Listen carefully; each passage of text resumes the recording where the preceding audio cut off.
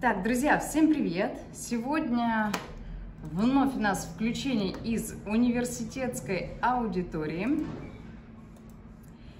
И сегодня я бы хотела предложить порассуждать вот на какую тему. Я ее заявила как балет и искусство без слов, и чему нас смог научить именно этот вид искусства. А точнее, такой формальной ее стороны, это донесение, собственно, смысловой нагрузки происходящего через пантомиму, жест, позу. Удивительно, но приходя на балет, мы обычно заранее не интересуемся драматургией произведения. Мы не интересуемся, собственно, сюжетом. Он нам становится интуитивно понятен именно благодаря сценам пантомимы, где, как правило, два героя ведут между собой какой-то диалог, причем оживленный и нередко драматичный.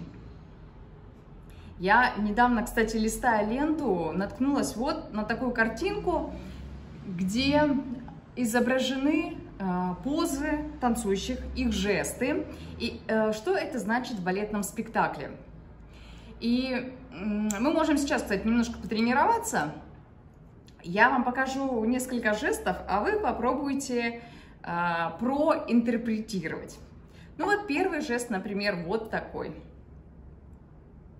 Прикасаясь скрещенными руками, да, к сердцу. Это такой очень красивый жест, означает любовь. И очень часто, конечно же, его можно встретить в любом балетном спектакле. И ведь не странно, потому что темой балетных спектаклей, как правило, да, является именно чувство между мужчиной и женщиной. Вот такое движение, когда руки скрещены внизу и опущены вниз сжатыми кулаками. Это означает смерть. Рука, поднятая наверх, вытянутая или с двумя пальцами, этим жестом обозначают клятву. Причем, как правило, всегда этот жест в сторону зрительного зала. И иногда можно увидеть целую ладонь, вытянутую вперед и вверх, иногда два пальца. Ну, смысл остается тем же, да, то есть герой или героиня, они дают некие обещания, чтобы сделать что-то. Или разведенные руки. Удивление. Да, когда танцующие делают плавные движения высоко поднятыми руками. Несмотря на то, что балет целиком состоит из танца, существует отдельный жест, чтобы показать это действие. Обычно артист использует его, когда по сюжету хочет передать намерение своего персонажа пуститься в пляс. И, кстати, вот мужчины показывают танец, да, иначе. То есть их движения более резкие, а руки опускаются и поднимаются, да, как бы имитируя вот такую волну.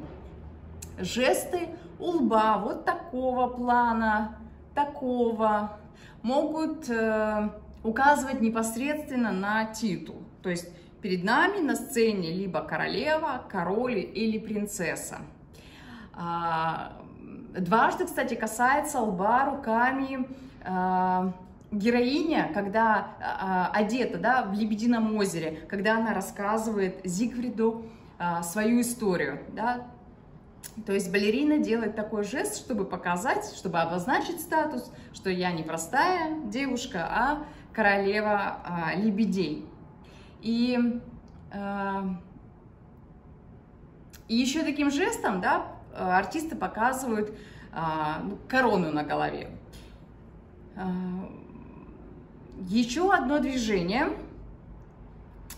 вытянутой ладони, когда одной рукой проводит по ладони другой руки. Вот таким вот образом. То есть таким видом мы можем считать как такой призыв к гаданию. Этот жест можно встретить в постановке Сильфида, когда в исполнении колдуньи Мэдж. То есть женщина будто сразу нам дает понять, что линия судьбы на ладони для нее это, собственно, открытая книга, и она ее может прочитать. Героиня укладывает голову на сложенные руки. Ну, конечно же, здесь можно интуитивно понять, да, что это сон. Касается лба и делает быстрые жесты над головой. Это показывает, что собеседник, да, или собеседница о чем-то забыла, и партнер как бы подсказывает, да, что ты должна вспомнить об этом. Развернутые руки, развернутые ладони в внешнюю сторону.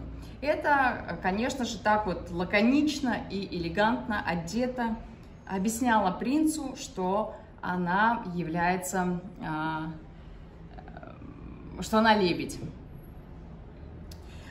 Итак, получается, что в каком-то смысле искусство пантомимы, оно выходит к глубокой древности. И из истории театра мы знаем, что мы знаем о великом мастерстве и греков, и римлян в этой области. Мы знаем о мимах Средневековья, о бродячих трупах времен Шекспира, о русских скоморохах, об итальянской комедии «Дель арте», о таком необычайном мимическом таланте английского трагика Гаррика, да, искусство которого в какой-то степени сыграло решающую роль вот в создании такой наверовской реформы балета. Ну и, наконец, вот эти выдающиеся актеры мимы, да, русского балета, которые вносили вот этот элемент натуральности, правдивости в спектакли императорских театров. И, как вы понимаете, жесты в пантомиме, они требуют максимального кипения чувств, они требуют накала страстей. И в балетном искусстве такой жест имеет огромное значение, как один из таких основных источников, или даже, я бы сказала, проводников содержания, которые содержат и смыслы, и чувства одновременно. То есть внутреннее состояние героев в спектакле. Еще вот, кстати, несколько слов о жесте. Мы, зрители, да, как правило, следим за развитием сюжета через пантомиму, через жестикуляцию и через мимику. То есть нам становится понятно происходящее. В обычной жизни в наших разговорах руки участвуют как бы постоянно, повсеместно, да, и редко, когда человек свою речь не дополняет жестикуляцией. Вот я, например, очень активно все время жестикулирую, то есть этот жест нам помогает выразить свою мысль, да, то есть наши движения, они вместе со словом выражают и наши переживания, и нашу импульсивность. То есть помогает слову наиболее убедительно выражать мысли и чувства. Однако вот театральный жест, он хотя и отличается от бытового, он рожден и обусловлен именно им. Но его отличие в том, что он обязан быть, я бы сказала, рельефнее, четче, может быть, даже масштабнее. И если в драматическом театре жест дополняет речь, в оперном – вокальную партию, то в балетном театре, где единственным таким средством выразительности является пластика человеческого тела, жест отнюдь не дополнительное средство. А наряду с мимикой, за которой мы наблюдаем, да, за мимикой героев, это основное средство. Руки могут быть очень выразительными, руки могут быть говорящими. И жест в балетном спектакле – это всегда жест музыкальный. И он обусловлен не только такой мелодической, гармонической и какой-то иной структурой музыкального произведения, но прежде всего содержанием танца, да, или содержанием роли, вот теми событиями, теми переживаниями, состоянием героя, которые в этих жестах заключены. И если композиция танца и каждая его как бы комбинация строится на основе закона драматургии построения, то и каждый выразительный жест, он тоже должен иметь и начало, и развитие, и конец. И только тогда этот жест донесет четко и ясно до зрителей мысль или чувство. Но, как правило, на сцене даже какое-то простое, обыденное рукопожатие должно быть выполнено очень правдиво, четко и, что самое главное, в надлежащем ракурсе. Да? Потому что иначе может, этот жест он может как бы пройти мимо зрителей. У Алексея Толстого есть такие слова по поводу жеста. Он говорит о том, что в человеке я стараюсь увидеть жест, характеризующий его душевное состояние. И жест дальше подсказывает мне глагол, чтобы дать движение, скрывающее психологию этого героя. И дальше он говорит, я всегда ищу движение, чтобы мои персонажи говорили о себе языком жестов. И моя задача как писателя – создать этот мир и впустить туда читателя. А там он уже сам будет общаться с персонажами не с моими словами, а с теми ненаписанными, которые как бы сам читатель, да, должен понять из языка жестов. И дальше он пишет, что жест – это ключ к пониманию и переселению в человека. Как и жест, в свою очередь, при обратном процессе театрального представления пьесы – это ключ к игре актера.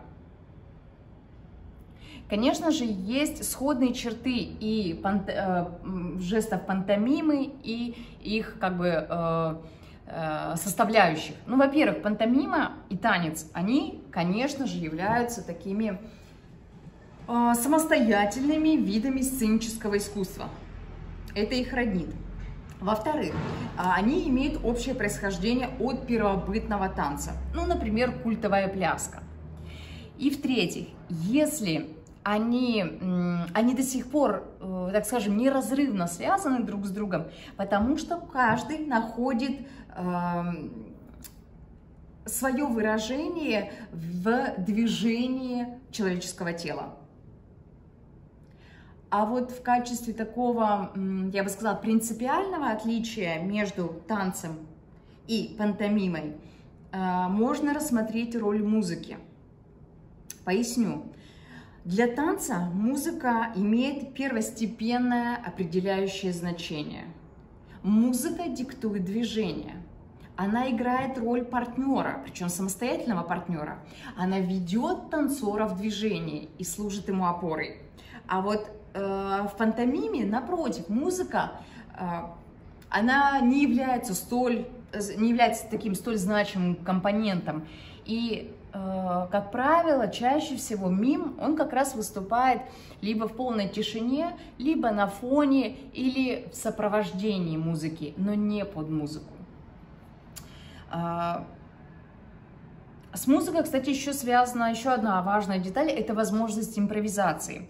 То есть танец, он непосредственно зависит от музыки, как я уже сказала, и должен соблюдать вот эту ритмическую структуру. Поэтому хореография конкретного танца или спектакля будет четко выверена. И она будет четко закреплена как такой вариант, обязательный к исполнению, да? Ну, в данной редакции, например, балета. Конечно же, это не исключает возможность какого-то альтернативного построения движений внутри композиции или сцены, да, в другой постановке. Но самое главное, что движения, они будут строиться, основываясь на музыке и опираясь только на музыку. Еще тесная связь пантомимы и балета заключается в том, что балет учит пантомиму точности формы, тогда как пантомима учит балет драматической выразительности. И в балете преимущественно танцуют, что понятно, да, а в пантомиме исключительно играет и проживает. Еще один важный такой аспект, отличительная характеристика движения, который включает в себя два таких своеобразных компонента, скажем так, такие затраты телесной выразительности и размеры сценического пространства. Конечно же, эти позиции очень тесно с друг другом взаимосвязаны. В классической технике исполнения движения танцора они достаточно симметрично выстроены, они объемные, размашистые, да? Вот существует огромное количество сложных элементов, пируэты, прыжки, какие-то удлиненные линии, да, чтобы максимально заполнить пространство, чтобы человеческое тело танцора, да, заполняло это пространство. И все движения, они продуманы заранее, да, и происходят с таким постоянным, очень активным напряжением тела. И, конечно же, танцор, исполняя эти партии, исполняя эту хореографию, он испытывает огромные физические нагрузки. Ну и еще, кстати, вот во множестве техник современного танца можно заметить, что существуют такие прям кусками выхваченные отдельные движения, характерные только для пантомимы. И удивительно, но в современном танце нагрузка может происходить не только на ноги, как в классическом танце, да, а может и переходить. Центр тяжести может быть и в позвоночнике, и в голове, и в плече, и в пятке, и так далее. Ну и, конечно же, используется не только выворотная позиция, но и параллельная, и даже завернутая, что, конечно же, позволяет увеличивать радиус действия движений ног, кисти, да, и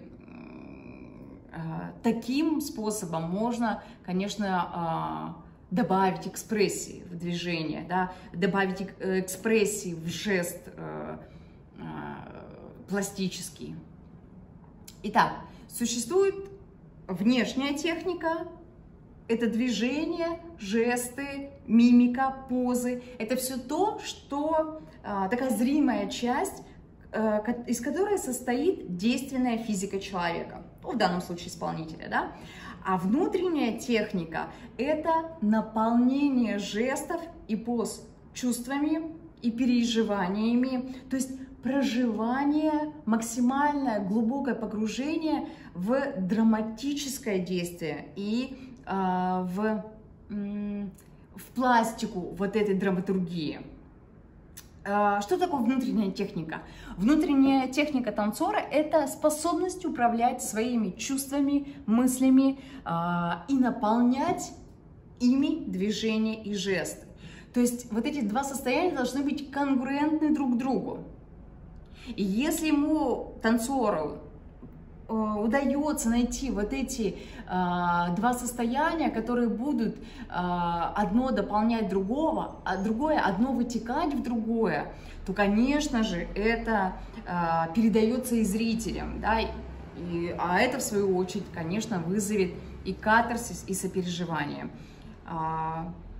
И это, как правило, для этого нам не требуются слова, чтобы почувствовать. Танец условен, Пантомима тоже условно, но она ближе к, так скажем, к действию жизненных движений. И нет смысла разрывать и пантомиму, и танец. И то, и другое, они такие закономерные средства спектакля, да, танцевального. А вот соотношение пантомимы и танца в каждом спектакле может варьироваться. Формы могут изменяться. Но, однако, пантомима-танец и танец-пантомима – это, конечно же, такая единая, неразрывная структура. Например, в спектакле «Ромео и Джульетта» Лавровского или «Бахчисарайский фонтан» Захарова. Здесь, вот в этих спектаклях, очень сложно разграничить отдельно пантомиму, а отдельно танец. Там все так логично, гармонично сосуществует, все взаимосвязано, и действие становится не просто пластическим выражением, становится действенным выражением. Балет «Спартак», кстати, Григоровича, это вот яркий пример тому, как сплав пантомимного и танцевального действия является средством выражения идей, да, произведений и авторской мысли.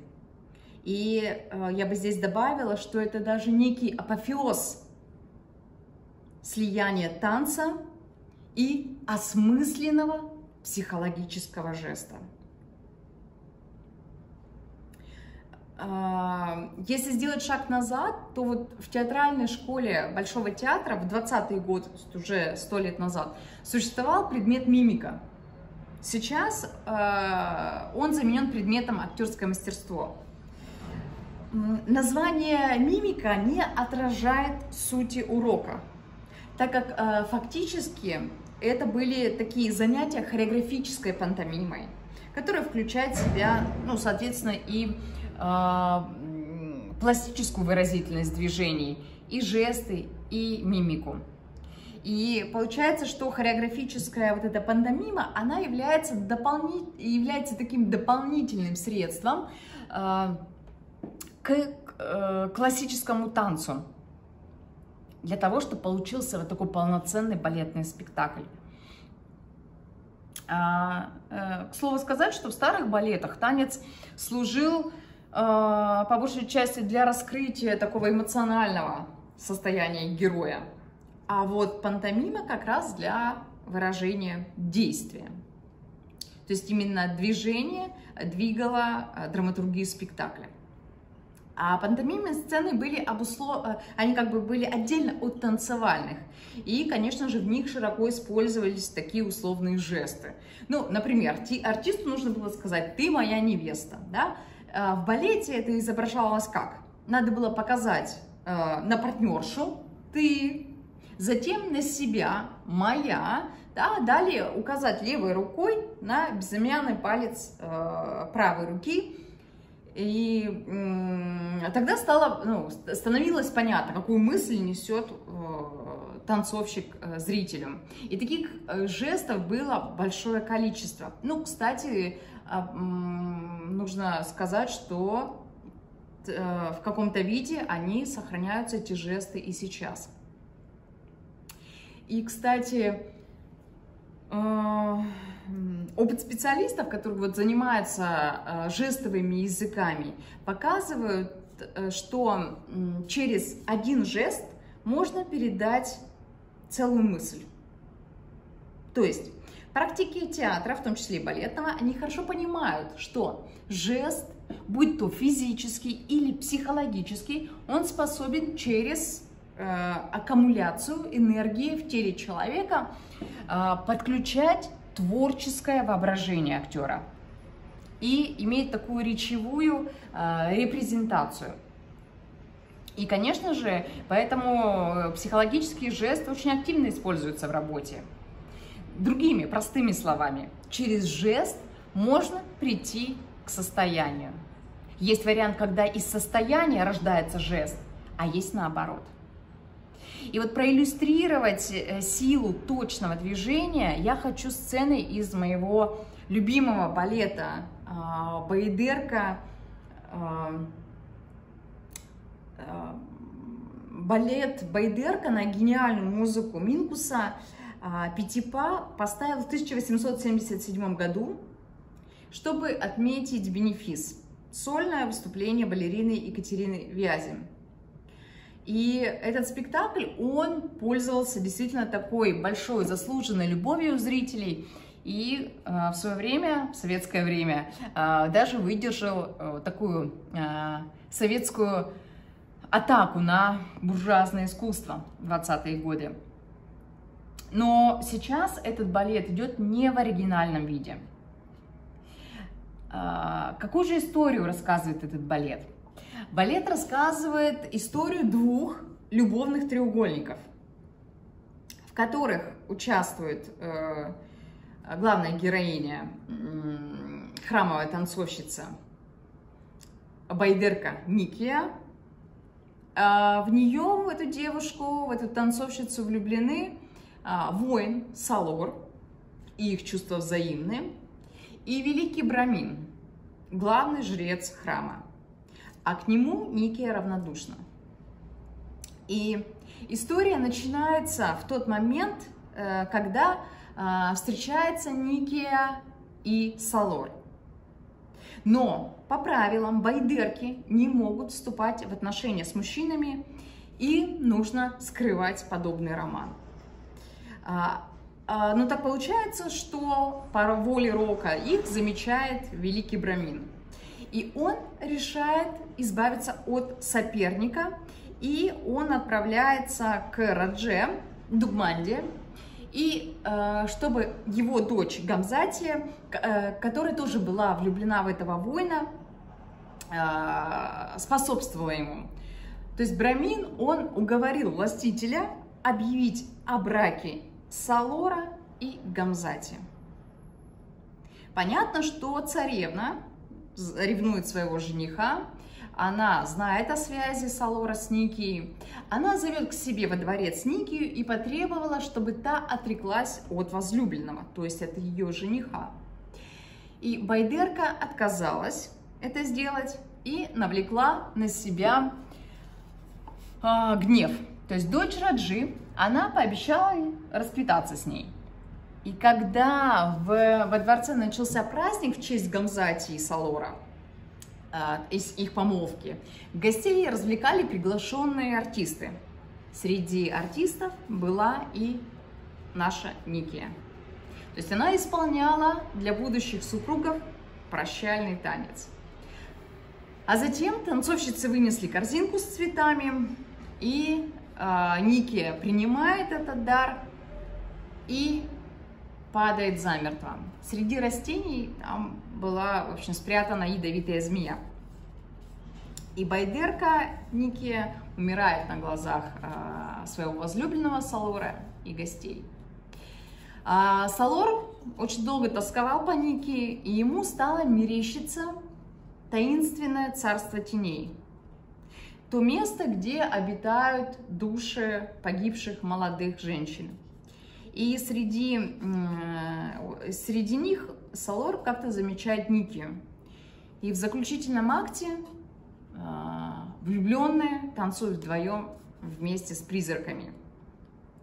Так вот, одной из самых, на мой взгляд, драматичных сцен является сцена, когда Никия танцует вот как раз на помолвке у Салора. Но она танцует не как невеста, а как прислужница, как раба, по сути дела, да, которую пригласили, чтобы она развлекала гостей своими танцами. Тут есть такое состояние концентрации и деконцентрации. Вот танцы Никии.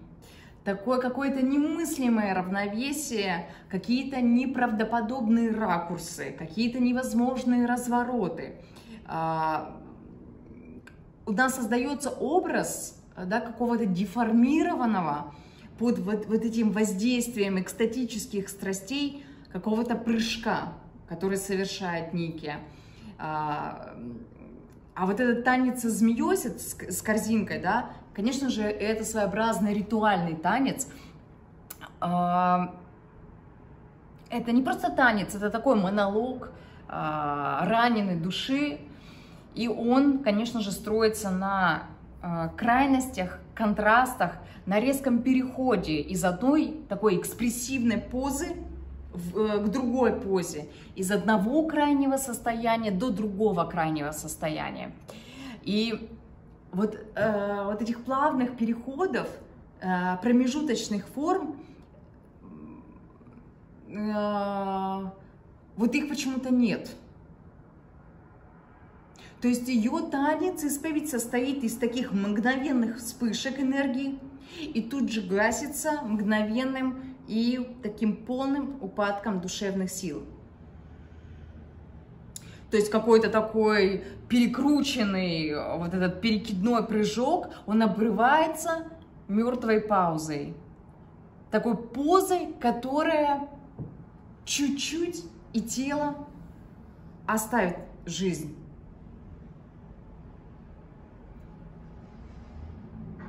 Один прыжок сменяется полным погружением, полным растворением на полу. То есть вот эта горизонталь и вертикаль монолога, они просто перечеркнуты, да? Они как-то пересекают друг друга. И вот такой рваный в первой части вот этот свой танец, танец отчаяния, танец мольбы, во второй части он взрывается и взрывает себя такой совершенно неожиданной, экстатической, я бы даже сказала, в какой-то степени эротической, огненной тарантеллой. И как здесь умело сосуществует и танец, движение и жест. Потому что перед бунтом, который, как мы знаем, заканчивается смертью героини, Нике начинает свой танец вот с такого жеста. Она запрокидывает руку за голову, и, конечно же, этот жест становится жестом безмерного отчаяния. Или вот другой жест, такой распростертый к низу руки, склоненная голова, то есть это знак покорности своей судьбе, она должна покориться происходящему. Или вот, например, сложенные руки вместе и запрокинутые за голову назад. Это, конечно же, ее отчаяние и невозможность верить в то, что происходит. За что? Вопрошает Нике. И, конечно же, здесь я бы вам порекомендовала посмотреть этот спектакль в постановке Рудольфа Нуриева. Это был его последний спектакль в качестве балетмейстера. Я, кстати, в видео оставлю ссылочку отдельно, посмотрите, там они разбирают, вместе с хореографом, разбирают каждый жест, каждое движение Ники. И на каждый жест один жест, но там целая история за этим жестом.